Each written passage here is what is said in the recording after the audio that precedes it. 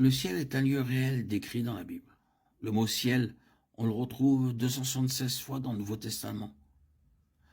Les Écritures font référence à 3 cieux. L'apôtre Paul a été enlevé jusqu'au 3e ciel, mais il lui a été interdit de révéler ce qu'il y a vécu. 2 Corinthiens 12, 1, 9.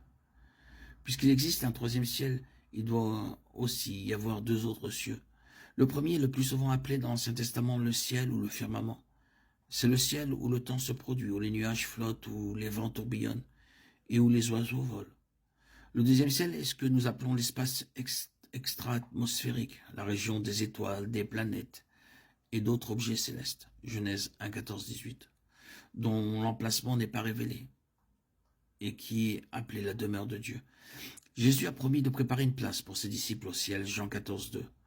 Le ciel est également la destination des saints de l'Ancien Testament qui sont morts en faisant confiance à la promesse de Dieu concernant le Rédempteur, Éphésiens 4, 8. Quiconque croit en Christ ne périra jamais, mais aura la vie éternelle, Jean 3, 16. L'apôtre Jean a eu le privilège de voir et de rapporter la cité céleste, la nouvelle Jérusalem, Apocalypse 21, 10, 27. Jean a témoigné que la nouvelle terre possédera la gloire de Dieu, Apocalypse 21, 11, et que la présence même de Dieu sera parmi les hommes. Dans l'état éternel, il n'y aura plus de nuit et le Seigneur lui-même sera la lumière de la ville. Le soleil et la lune ne seront plus nécessaires. Apocalypse 22, 5. La ville sera remplie de l'éclat des pierres précieuses et du jaspe cristallin. La ville a 12 portes et 12 fondations. Apocalypse 21, 12. Apocalypse 21, 14.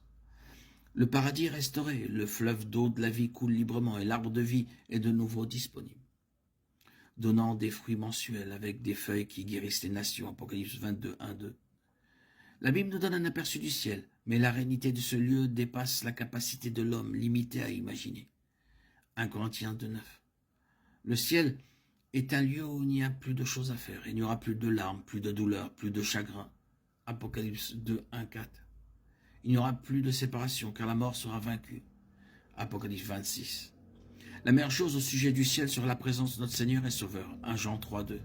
Nous serons face à face avec l'anneau de Dieu qui nous a aimés et s'est donné pour nous.